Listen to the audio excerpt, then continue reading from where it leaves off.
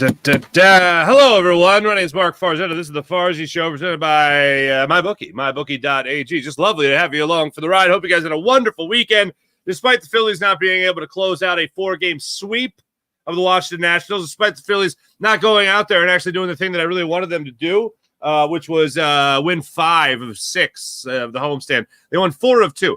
4 of 2 doesn't really, 4 of 2, 4 and 2. And that really doesn't have the same stank on it that a 5-1 6-game homestand would have when you go up against teams like the Marlins and the Nationals. And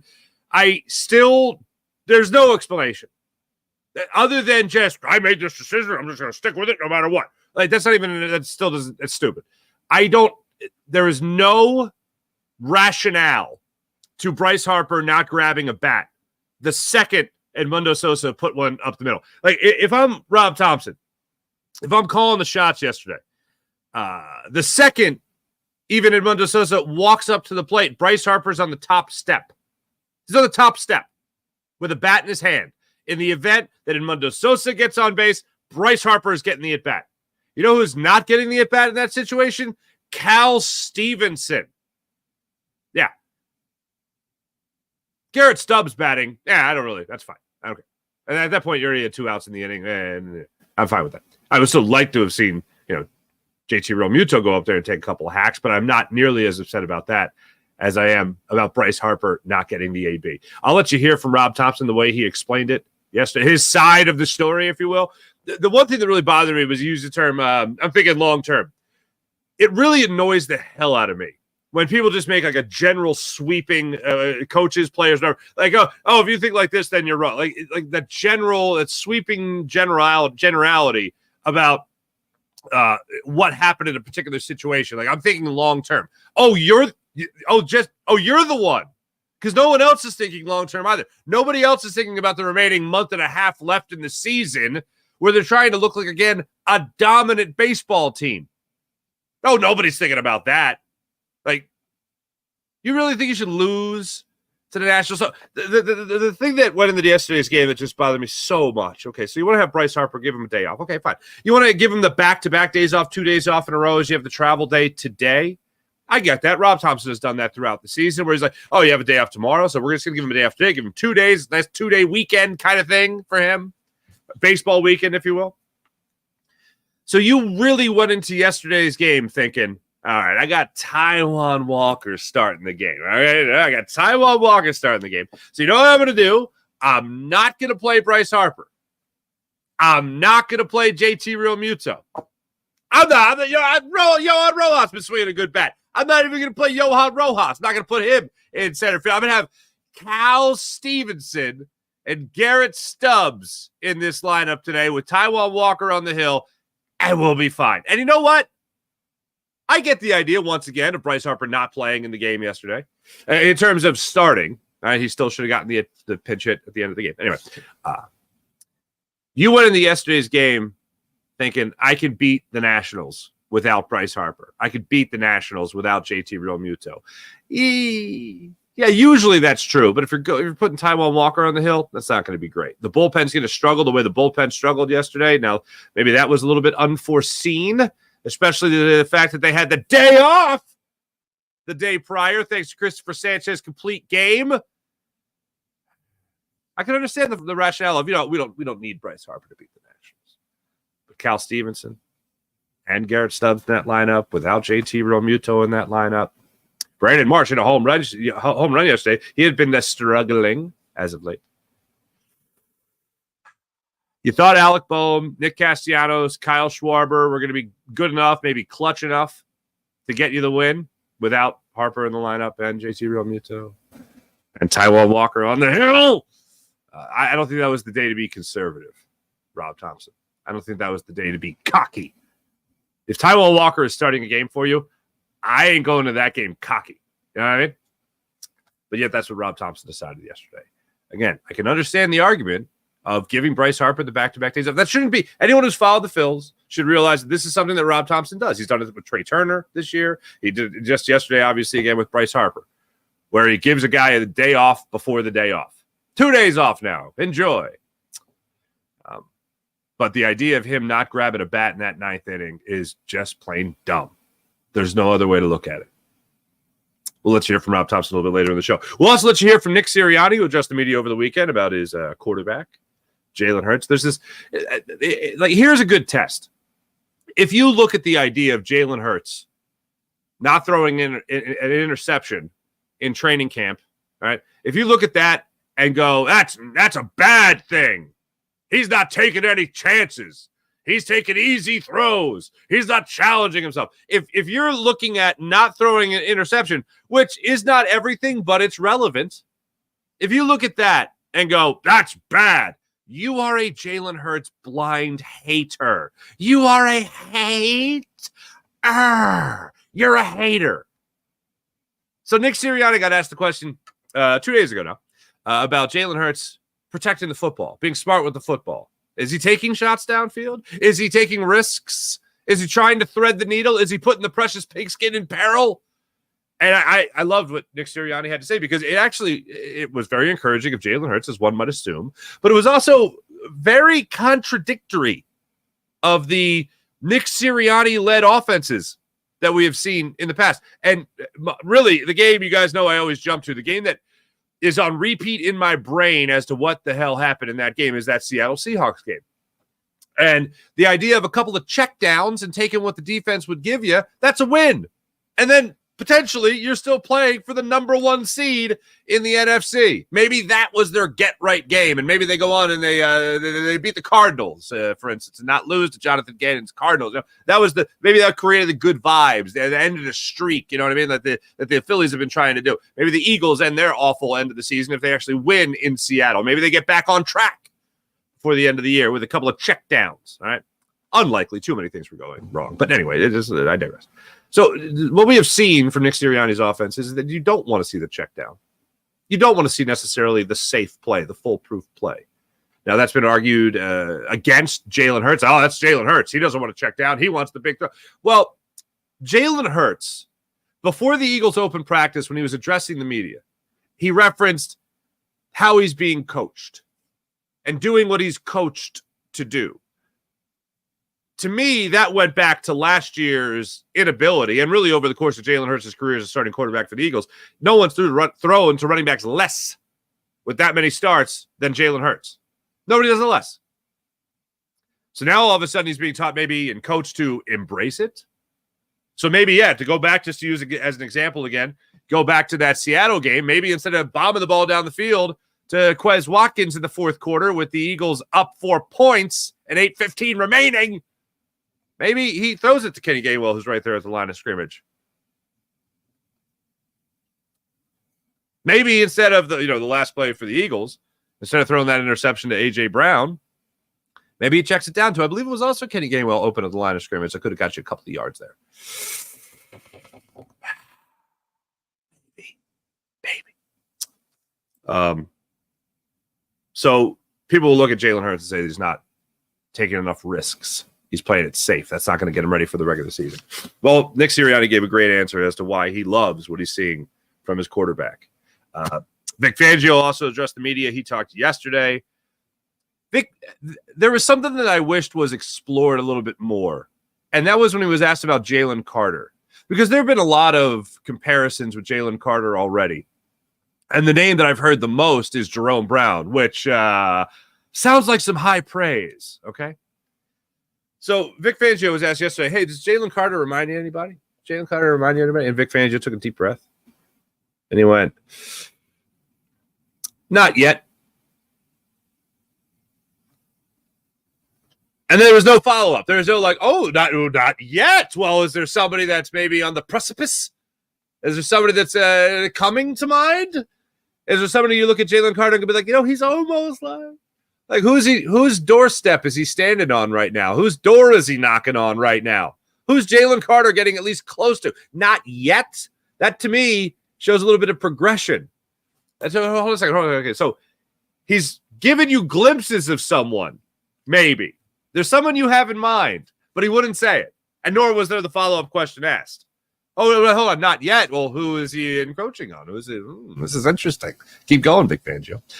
He also did talk about James Bradbury. The guy just can't help himself when talking about James Bradbury, but to skew like he wants to say something really, really nice. He wants to say something nice about James Bradbury, who, by the way, is terrible.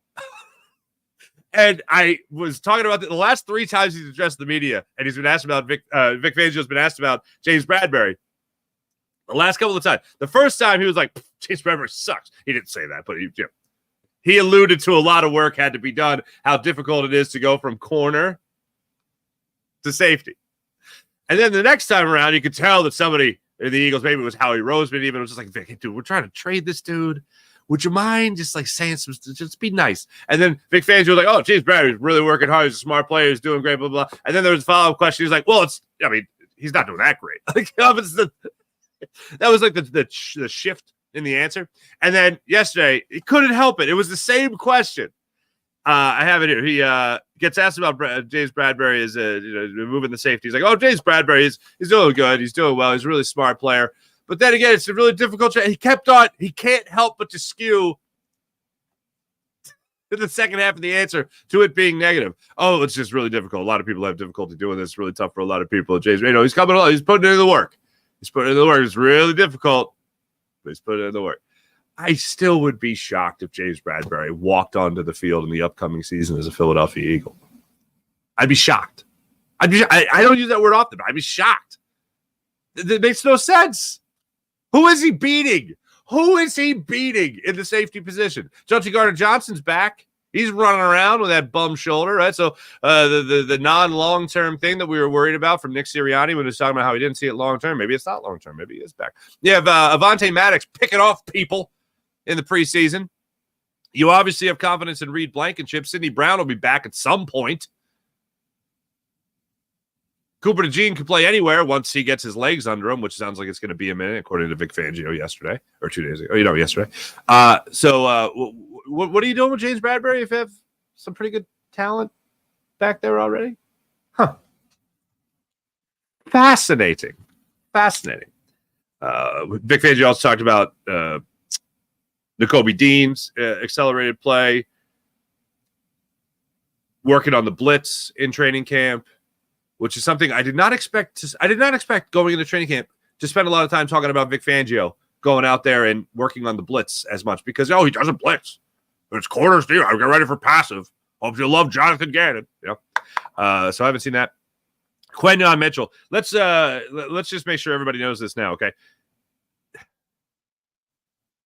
Vic Fangio does not suffer fools. And even if you're I don't fault anybody for putting nickel and corner in the same, forget about the same ballpark, the same base, okay? I don't fault it because it's a nickel corner. You're playing corner as a nickel corner. Now, technically, no, it's not the same thing because in Vic Fangio's mind, he's really breaking it down, and he's made this distinction now twice. Nickel is nickel, and corner is corner.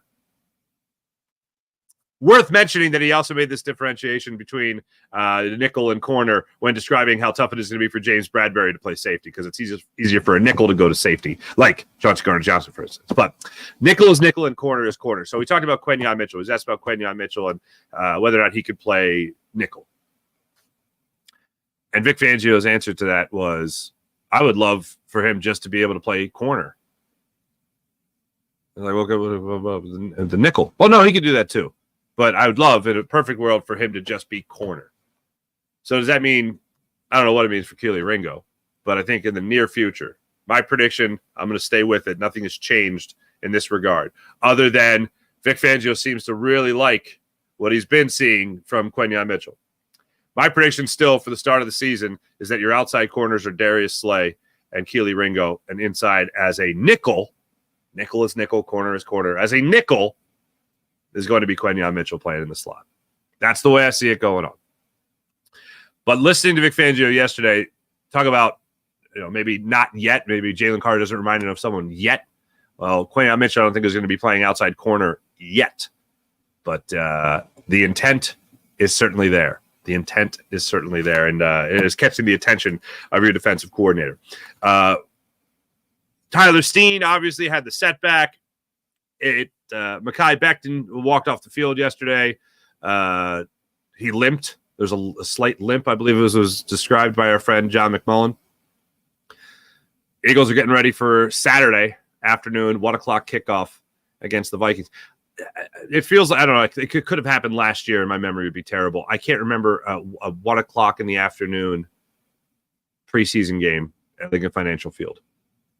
I'm having trouble remembering that. It's going to be weird for me. I don't know about you, but the sun being out in a preseason game at the Link, I'm gonna be convinced that it's already a Sunday in the fall. And am I also crazy that we're getting an early fall up here in the Philadelphia area? Mid-August, I'm seeing leaves falling off the trees. And where I live, man, it sucks because this beautiful, I told you guys about the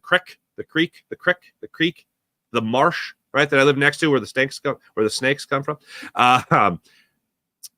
This beautiful wall of trees and leaves blocks this road, this noisy road. And then once fall hits, I see it, and it's right there. And I'm like, well, that's hideous.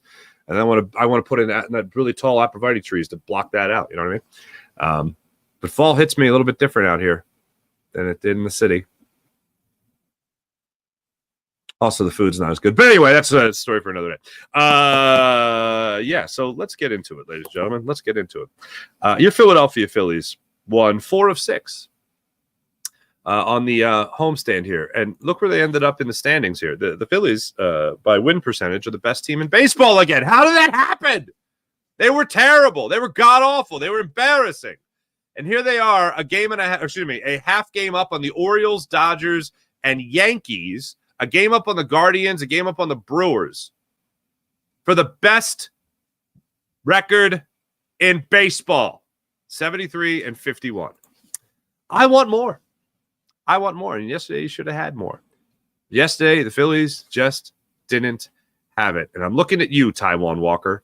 Holy Stromboli, Taijuan Walker failed to get the punch-outs when he needed the punch-outs. And what do I mean by that exactly? Well, 1-2 counts, 0-2 counts, 1-2 counts, walks, and home runs is how that went down. Look at the 4th inning yesterday. The Phillies were up 2-0 going into the top of the 4th inning. He gets up on Wood there of the Nationals on a 1-2 count, loses him, walks him. Then he faces Ruiz, top of the 4th inning. Phillies up 2-0. Ruiz, he puts a sinker, an 0-2 sinker out over the middle of the plate, up in the zone a wee bit, and Ruiz just smashes it. 386 feet to right field for a 2-run home run. It's tied at 2. Thank you, Taijuan Walker. But wait, there's more. The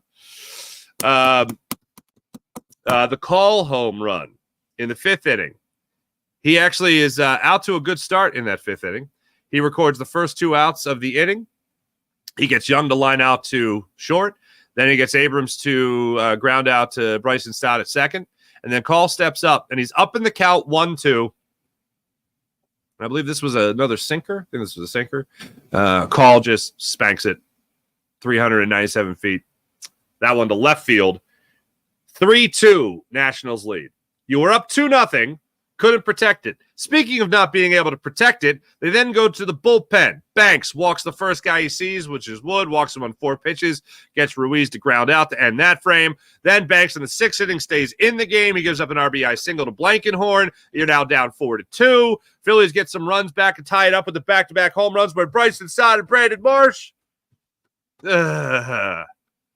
Jose Alvarado is a shaky 7th, but he gets out of it. Matt Strahm comes in the 8th inning, gives up the leadoff single to Garcia on 1 pitch. Chaparro steps up there. There's a wild pitch by Strahm. Garcia moves to scoring position at second. Then he walks Chaparro, so now you have 2 runners on. That was a 9-pitch at bat, so no punch out there for Matt Strahm when you really needed it. You have first and second, nobody out. Tana bunts. Fortunately, they make a great play on it. They get the out. He lays down the bunt, rolls down the first baseline. He gets a single out of it. Bases loaded now with nobody out. Yepes steps up there, pinch hitting for Blankenhorn. He grounds it into the 3-1 fielder's choice, so they get the out at the plate. You have 1 out. You think you could get yourself out of this inning, maybe with a double play, maybe with a couple of strikeouts, which Matt Strahm is totally capable of doing. Young ends up getting the sac fly RBI to right field. It's a 5-4 ball game, and then he's able to strike out Abrams to end the frame. but a labor-filled outing by Matt Strahm in the 8th inning. Then Jeff Hoffman, another all-star for the Phillies, gives up the solo home run to Wood on a 3-1 fastball that he just hung out over the middle of the plate, 417 feet to right field off the facing of the second deck. Wood got it. And it was a 6-4 lead at that point. Now, the controversy. Let me state it one more time for people that might have missed it in the beginning of the program. I have no problem with Bryce Harper getting the day off. You should be able to beat the Nationals on a normal day like that. But I find it interesting that it was against a right-handed pitcher, and on a day where Taijuan Walker was making the start for you. So can you question it? Absolutely. However, the Nationals are a pretty terrible baseball team. Maybe it's a get-right game. Maybe Taijuan Walker actually does give you 6 innings, and maybe gives you even 5 innings of 2-run baseball, which he was kind of close to doing, 4 2/3. Go. And maybe the bullpen actually does well in the game, but that didn't happen. So you give Bryce Harper the day off. When you get into that bottom of the 9th inning, and Edmundo Sosa puts a single up the middle, Bryce Harper not getting an at-bat there, Bryce Harper not pinch hitting there, is a travesty. Alumni in town for alumni weekend.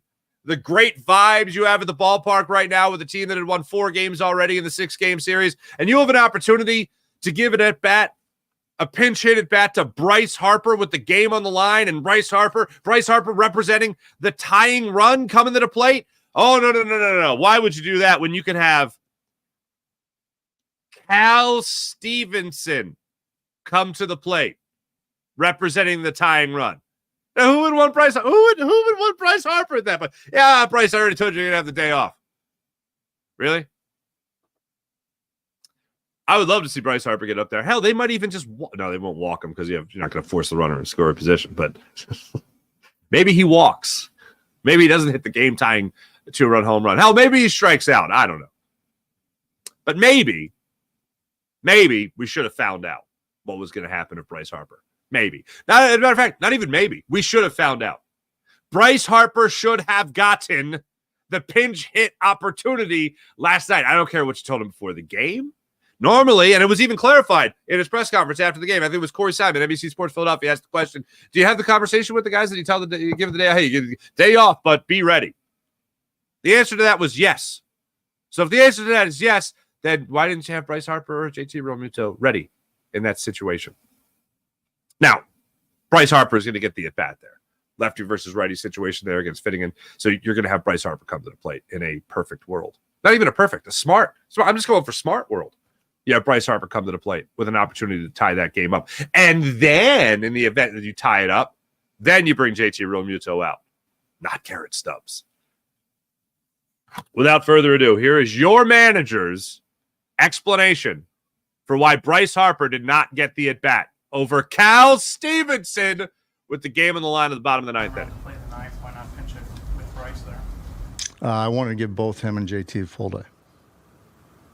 In the moment, is that hard for you to not want to put one of your best hitters up there? Absolutely, but I'm thinking long-term as well. Oh, you're thinking long-term. I wasn't thinking long-term. I was just thinking right now. No, I was also thinking long-term. I'm thinking long-term because here's the Phillies' schedule. See these teams? These are good baseball teams. The Braves, I know like everyone's hurt, but they still managed to put the Phillies over their knee. The Royals, the Astros are the hottest team in baseball. At this point right now, I know it's 6 games before you face the Astros, but right now the Astros have won out of their last 10, 9 of their last 10. So they're playing some pretty good baseball. And then they got a 4-game series there against the Atlanta Braves. A 4-game series there against the Atlanta Braves. There, you see it at the bottom of the screen. So that's the future. That's long-term. That's not just one game at a time. That's continuous. What you're looking at right there over the next 13 games, that's what you're looking at. So I'd really love, before you go and face those pretty damn good baseball teams, to stack as many wins as possible. Give yourself a little wiggle room. Because I'm thinking long-term and all. Meanwhile, Rob Thompson, I'm thinking long-term. I'm not going to have him probably. I don't mind the back-to-back days off. sit Harper for a game, then the whole team has a day off as they travel. I don't mind that philosophy. Actually, I kind of like it. It's a good idea. In a long season, you get 2 days off in a row. Oh my goodness, that sounds amazing. That's got to feel like a month vacation. But at the moment that you had a chance to beat the Nationals, and you knew your bullpen already struggled, you knew your starting pitcher already struggled, you hand the bat to Bryce Harper and you say, do me a favor. Go tie this baseball game. You know what you don't do? Stick with Cal Stevenson. Nothing against Cal Stevenson, but it's not Bryce Harper. Think about this. You go from Cal Stevenson, a fringe big league player, to a 2-time MVP. And you thought, oh, let's stick with Stevenson. It's his greatest, most egregious managerial decision since pretty much in general how he handled Craig Kimbrell in the NLCS last year and pulling Christopher Sanchez as early as he pulled Christopher Sanchez, which only expedited the process to eventually get to Craig Kimbrell later in that game. That was NLCS Rob Thompson managing yesterday. NLCS Rob Thompson. And I don't like it. I don't like it one bit. I'm a Rob Thompson fan. That was dumb. That was dumb as hell. As I said later in the press conference, he was asked about, is it difficult to, or when you give a guy a day off, a day off, do you tell them to be ready? And he said, yes. Contradictory. Had a chance to still be 5-1 despite the struggles of the bullpen, struggles of the starting pitching, struggles of the lineup. And how about this? The Phillies hit 3 home runs yesterday. The back-to-back was Stott and Marsh, which was awesome to tie the game. And then the home run from Trey Turner. Phillies got 3 home runs, lose the game. Phillies no home runs on Saturday night with Christopher Sanchez out there dealing. No home runs, 5 runs, they win 5-1. Hard to believe, Harry. Hard to believe. Let's look through this one more time. Looking at the Phillies standings, the Braves are down there 7 games behind the Phillies for first place in the National League East. The Astros 5.5 games out of the top spot in all of baseball. So yeah, they're a pretty good baseball team as well.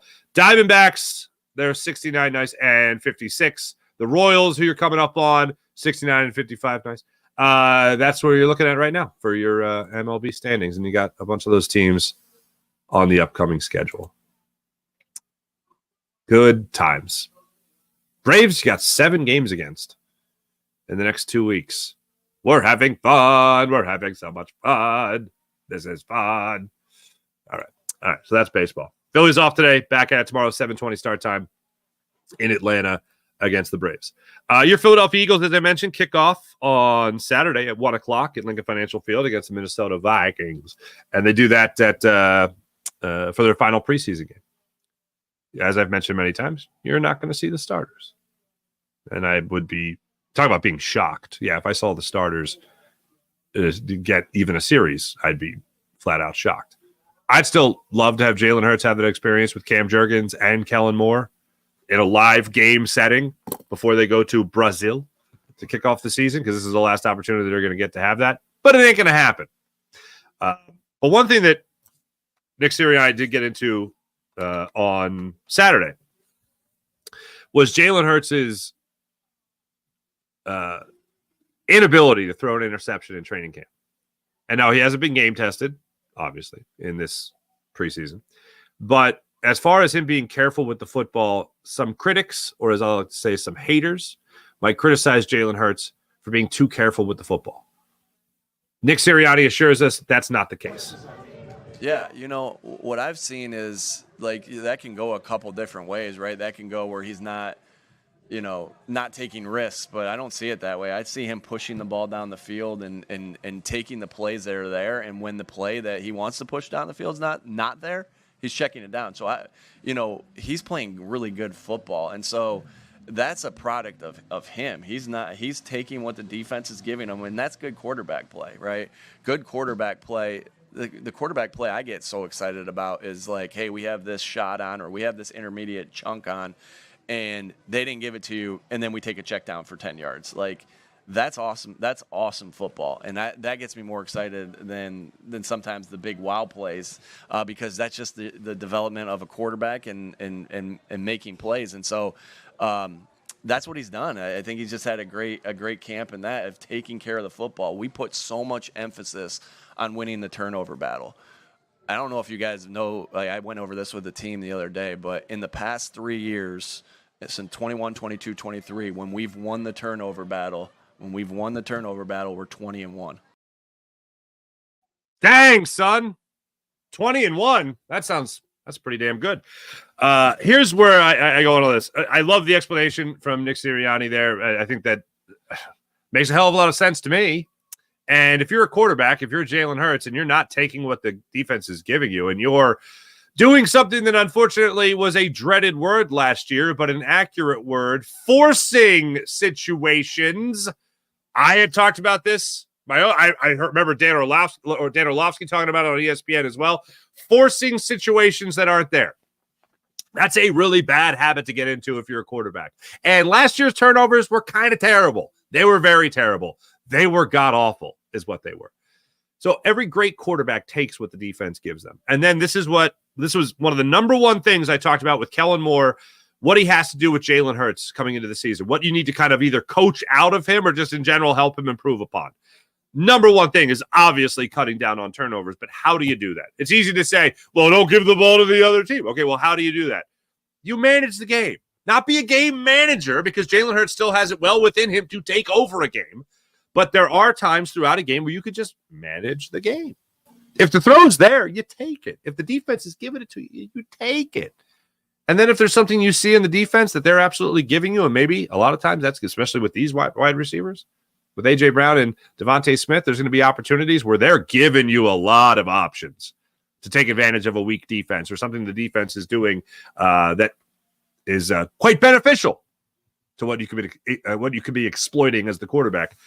If you have that shot downfield, you take it. Why? Because the defense is giving it to you.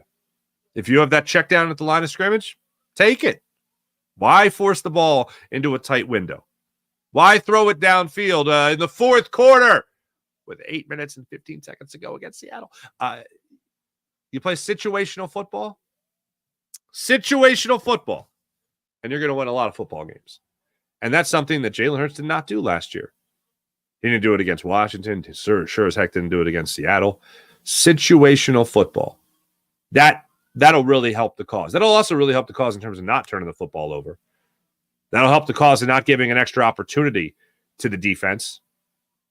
That's something that was tops on my list for one of the number one things that Kellen Moore has to do with Jalen Hurts. Have him understand situational football. Yeah, you might want to throw a couple of haymakers maybe in the start of a game, figuring you can, even if it's a mistake, you got time to come back from it, but take the shot. Or in the fourth quarter, when you have that lead, go ahead and bleed that clock a little bit. You don't need to throw a 40-yard pass down the middle of the field. You could check it down to Kenny Gainwell. Or in this case, check it down to Saquon Barkley, who's really good at football. Situational football is going to be a huge deal for Jalen Hurts. And really, of all the things from last year to this year, if it could be one thing that I'd say, all right, you know what, that thing you did last year, let's not do that. Let's do this other thing.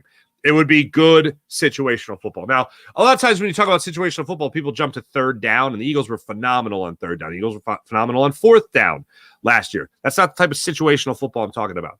I'm talking about score the game, time left in the game, and managing it to give you the best possible chance to win. For instance, I didn't have an issue at first of him throwing that ball down the sideline to A.J. Brown in the first game against Washington Commanders. I didn't have a problem with it at first. You have an opportunity to put up points, sealed the deal there on the Commanders. Go out, you do that. And then they came marching down the field right away, and they ended up tying things up. That's the type of football that maybe you could do without in the upcoming season. I mentioned the Seattle game enough, but that's certainly a game that sticks in my head. The way they played in general against the Cardinals was just bad football in general. And the play calling in that game was horrendous. So that's a coaching thing. It's not just on the quarterback for situational football. It is on the coaches as well. And that's why I do go back to Jalen Hurts a couple of weeks ago at the open practice at Lincoln Financial Field. When he was asked about cutting down on the turnovers, one of the things he got into was doing what he's coached to do. I would hope that Kellen Moore's message to Jalen Hurts is, here's what you're coached to do. Take what the defense gives you. When push comes to shove and we need an elite fourth quarter, we know we could tap into Superman Jalen Hurts. We know we could tap into MVP candidate Jalen Hurts. But in the rest of the way, let's work on not giving the football to the other team. Sure, you can take chances, but not liberally, not at great exhaustion. You know what I mean? Don't do that. Fourth quarter, we need to activate Jalen Hurts that can get into overtime and scamper in for 11 yards against the Bills in OT to seal that win. Oh, we know we can activate that guy. But in the meantime, let's just play smart situational football. And here's the thing. The Eagles, with the playmakers that they have, they could play the most boring, like in terms of play calling, they could call the most boring style of a West Coast offense imaginable. But you're putting the ball in A.J. Brown's hands. You're putting the ball in Devontae Smith's hands. You're putting the ball in Saquon Barkley's hands. Jalen Hurts calling his own number. You could, by play calling, have a very boring as hell style of play calling. But with these playmakers, that's going to be so exciting. Because A.J. Brown has the ability to catch a 10-yard pass and take it 50 yards. Devontae Smith has the ability to catch a 10-yard slant and take it 60 yards. Saquon Barkley has the ability to catch the ball at the line of scrimmage and take it, 40 yards. Conservative play calling with playmakers like this can have explosive plays. That's what I like about it. Yeah, that's not putting the precious pigskin in peril. That's playing smart situational football, knowing that you have playmakers that can go the distance. That's one of the things I'm most excited about. The Eagles don't have to play high-risk football. You can play situational football and still make great things happen from it because you have an embarrassment of riches at the playmaker spots. That's what I'm so excited about. And I know, again, look, it's preseason, so what can you really tell, blah, blah, blah. But seeing a little screenplay with Will Shipley there against the Patriots, I believe it was, that was pretty great. Seeing that sprint out by Nia Smith, by him being put in motion for the 2-point conversion with Tanner McKee. Beautiful thing. Will Shipley running out of the backfield to catch that touchdown against the Ravens. Beautiful thing.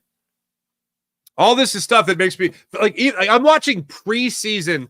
This is how bad you knew it was last year in terms of any type of creativity or unpredictability. In terms of last year being predictable and this year being better. I'm watching preseason football. And I'm going, I like that play. Haven't seen that one. That looks good. Where was that last year? Like, this is preseason, and Kellen Moore's not even showing his cards yet, and I'm impressed.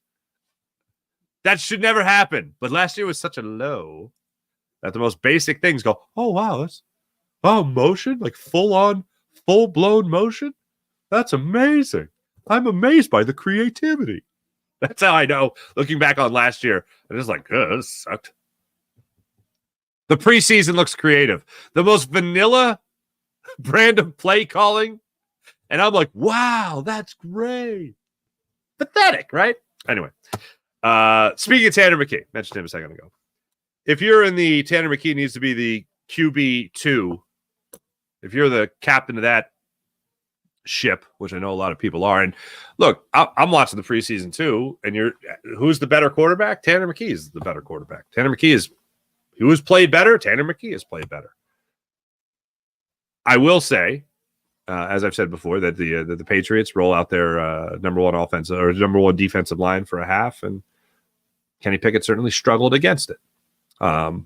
If you're saying which one's the guy who's a 2-season veteran and who's the guy who hasn't played, Kenny Pickett looks like the guy who hasn't played, and Tanner McKee looks like the guy who's been a 2-season veteran. All right, cool.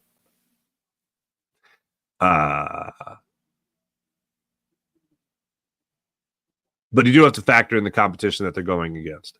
But I did find this very interesting.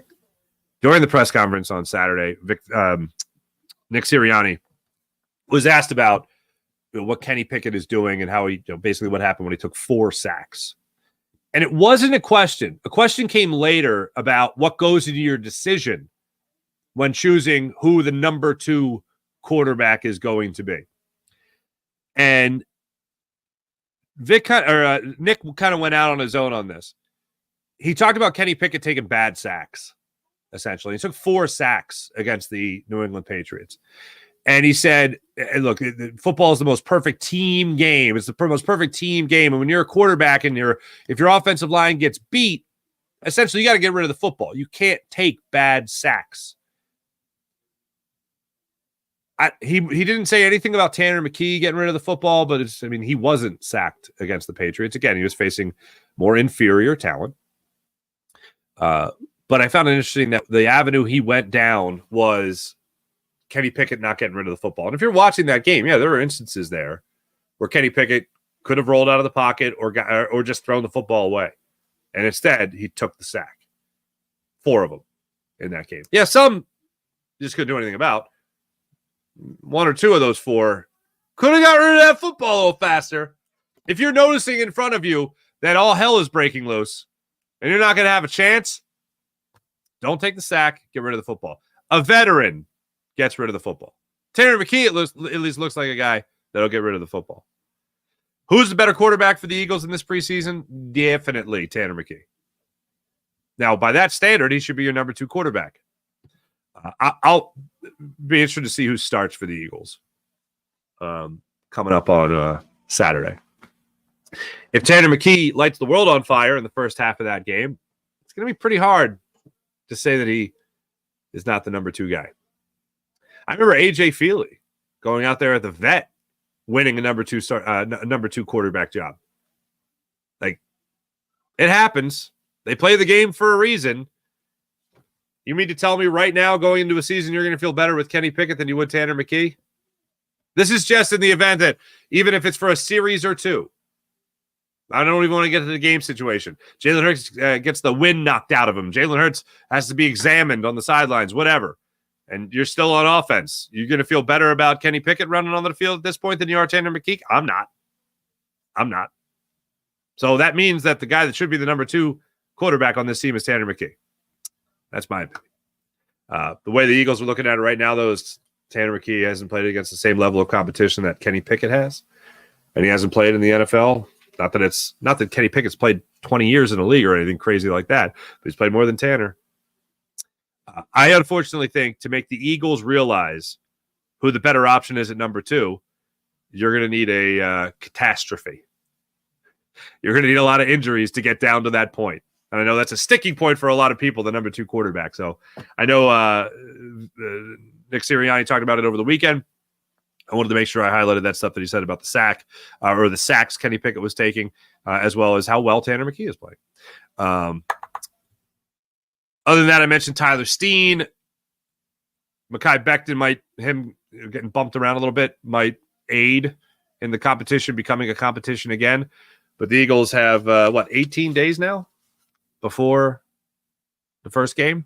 So that's 18 days to get healthy. As of right now, it certainly still looks like Mekhi Becton is going to be your starting right guard. Hey, let me tell you about the great people at MyBookie.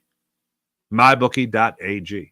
Download the MyBookie app to your phone, create an account, use promo code Farzy, and get up to $1,000 redeemable cash bonus at MyBookie. MyBookie.ag. Hey, if betting on the world of preseason football is your thing, you can do it at MyBookie.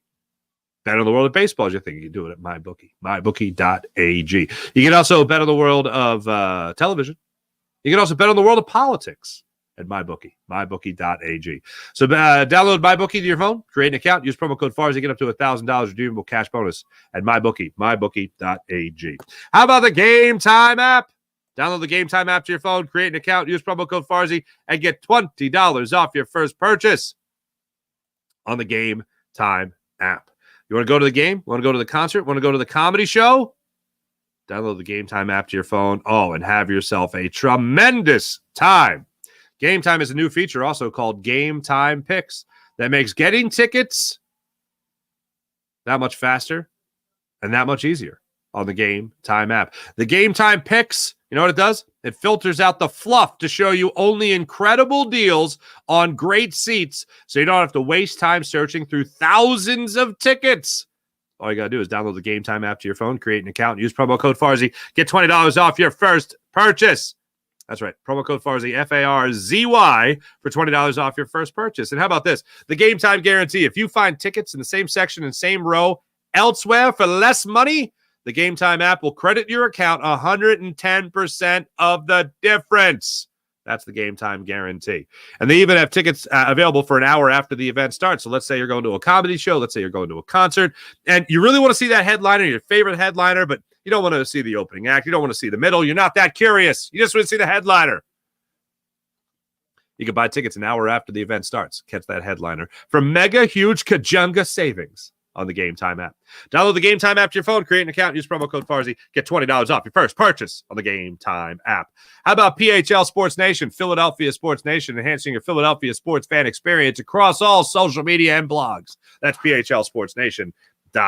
And how about our friends at Sky Motorcars, skymotorcars.com. Check out our friend Brett's amazing inventory at skymotorcars.com. Let's get into the chat check and see how wonderful people are doing on this fine Monday morning. Sean Gillespie, what's going on? How are you? Sean Kilrain, I trust dinner was lovely. K. Rowley, what's going on, Crowley? Rob said he wanted JT and Harp to have a full day off. That's why he didn't pitch hit. Yes, I doubt him sometimes, but it is what it is. No, I understand it is what it is. And you know what it is? It's stupid. That's what it is. Somebody gave us a good, it is what it is the other day. Oh, pots and pans. Who was it?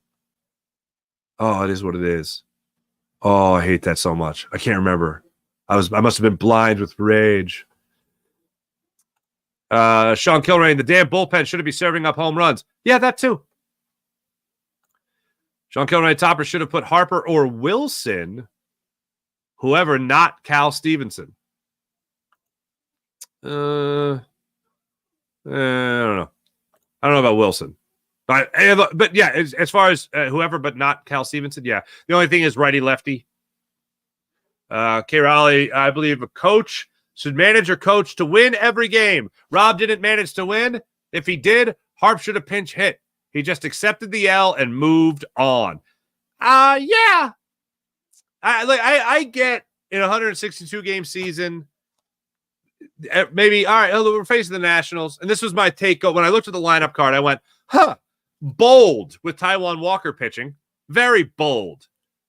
But the Nationals suck. Okay, can we let's just all acknowledge, if you're facing a crappy baseball team and you have Taijuan Walker, who also sucks, and he's going to start that game, you go, all right. I at least have a lineup that will carry us if we need it. He didn't go with the lineup that would carry if you need it. He went with a bad lineup. Bold. He depended on Nick Castellanos, who, by the way, I think 3 straight games of getting the Phillies on the board. Getting the Phillies the first run, their first run. Good for Nick Castellanos in that. He thought Casty, Schwarber, Turner, Bohm. He thought those guys would be enough. Castellanos got you an RBI. Turner got you a home run. Stott and Marsh went back-to-back. If you're telling me that happens in a ball game, I'm thinking you win that game. You didn't win that game. You did not win that game. IBH, hello. April, what's going on? Oh, April, it's false fall. Don't let it fool you. April, here's the deal. I was on the golf course the other day, right? And it was playing golf, and there was leaves all over the place. Leaves all over the place. And I'm thinking, what the hell is going on here? I don't like this. I don't like this one bit. And yet, you're telling me there's a false fall. So this means it's going to be like 95 degrees in September now? Because I'll go for that. I want that to happen. One perk about being in the suburbs is the house that we bought a year and a half ago. It has a pool. That's pretty awesome. Try to get use out of it every day. So I'm going to miss it. It's all hell. We got to close it. And I'm noticing I'm getting out of the pool. I'm like, ooh, it's a little chill in the air. April, if Rob Thompson's thinking long-term, he should have thought of how that win would have helped later on. April, thank you. Can you please manage the team? IBH, Rob's long-term means yesterday was a throwaway game. Ooh. Do I?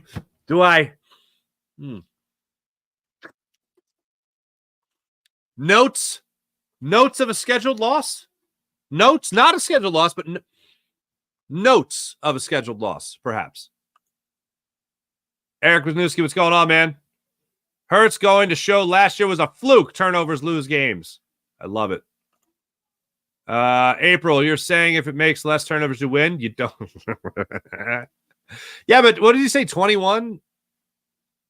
20-1, 21-1. It's pretty good. Kilpie, what's going on? Hurts is a Russell Wilson quarterback with a little more talent, probably.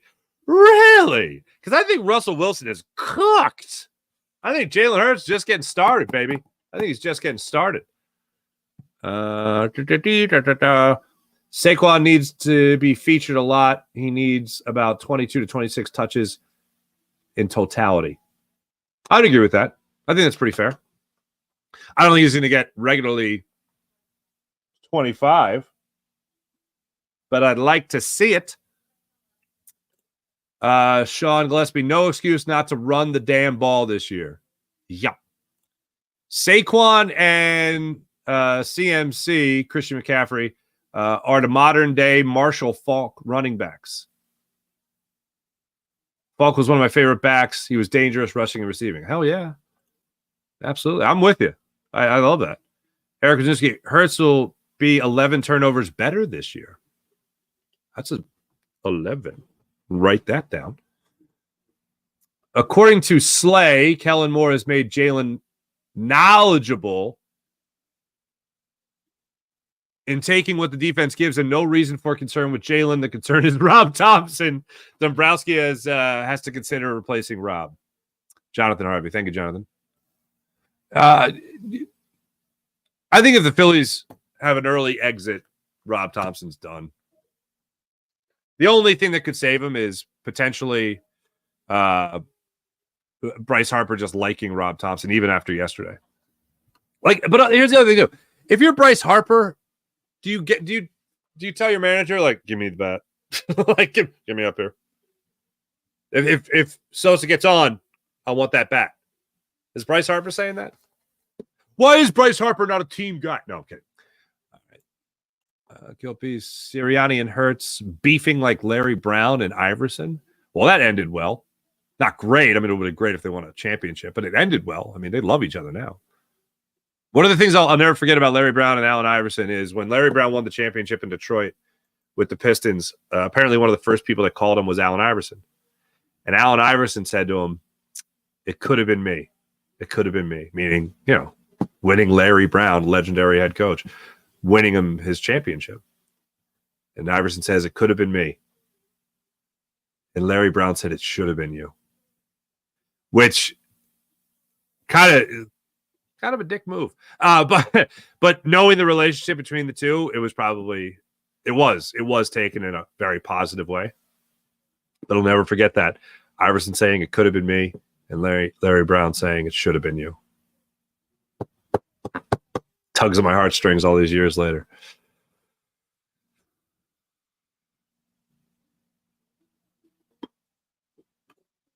Football, baseball, soccer are complete team sports. In hoops, one player controls a lot. That's true. Good morning. I'll agree with that. Good morning, James Alexander. Good morning. Great way to win 3 of 4.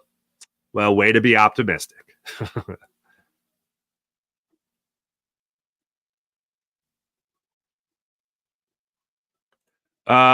Jeff, what's Jeff D stat guy? What's going on, Jeff? Does the first quarter of the season scare you?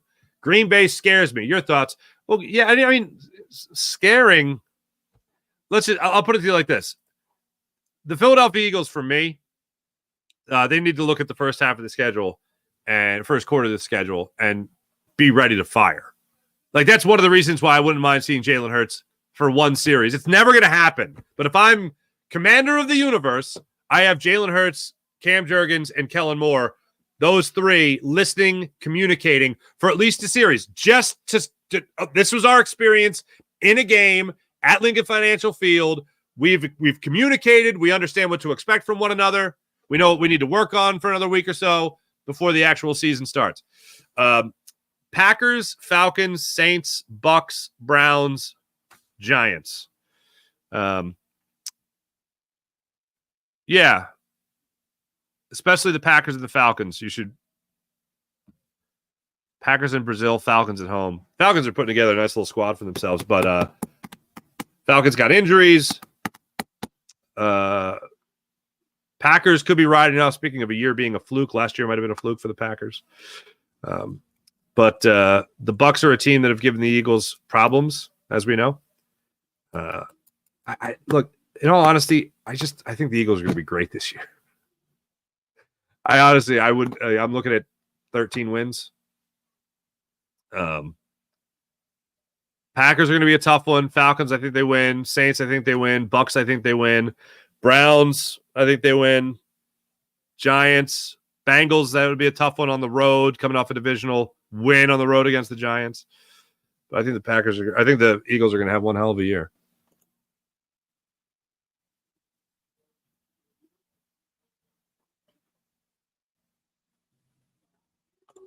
Stratus is going on. I hear you. Just real game reps can only help. I agree. Thank you. We're on the same page here. Kill Pie. I wouldn't, even though the backup makes a good impact in occasion. Don't forget, of course. Yeah, the Falcons have loaded up. They're pretty damn good. That's also a quick turnaround for those guys. Real quick turnaround. Thanks, everybody in the chat. You guys are wonderful as per usual. Let's get to the morning rush brought to you by Sky Motorcars. SkyMotorcars.com. Phillies are off. Give you the schedule one more time. They get back at it. 3-game series against KC. 3-game series against Atlanta. 3-game series against KC. 3-game series against the Astros. 4-game series against the Braves. A lot of action coming up against the Atlanta Braves. A lot of action coming up against some pretty damn good baseball teams. Kansas City 69-55. Braves right now 66-58. And the Astros 67-56. But have won 9 of their last 10 games. So a tough stretch ahead for the Phils. But, I don't want to be the only one thinking long term. Rob Thompson. Thanks for watching. Thanks for listening. My name's Mark Farzetta. This is the Farzy Show presented by MyBookie. MyBookie.ag. Download the MyBookie app to your phone. Create an account. Use promo code Farzy. Get up to $1,000 redeemable cash bonus at MyBookie. MyBookie.ag. Have a wonderful rest of your day, everybody. Be back with you guys tomorrow morning for the Farzy Show. Also, make sure you like and subscribe to the Farzy Show right here on YouTube. Make sure you like and subscribe to Jacob Media right here on YouTube. And make sure you like and subscribe to Locked On Sports Philadelphia, where yours truly brings you Locked On Phillies postcasts. That's digital talk for postgame on Locked On Sports Philadelphia YouTube channel. So make sure you subscribe and like Locked On Sports Philadelphia as well. Thanks for watching. Thanks for listening. Back with you guys tomorrow morning. Have a wonderful rest of your day. Enjoy your day off from the Phils. See you guys tomorrow. Bye.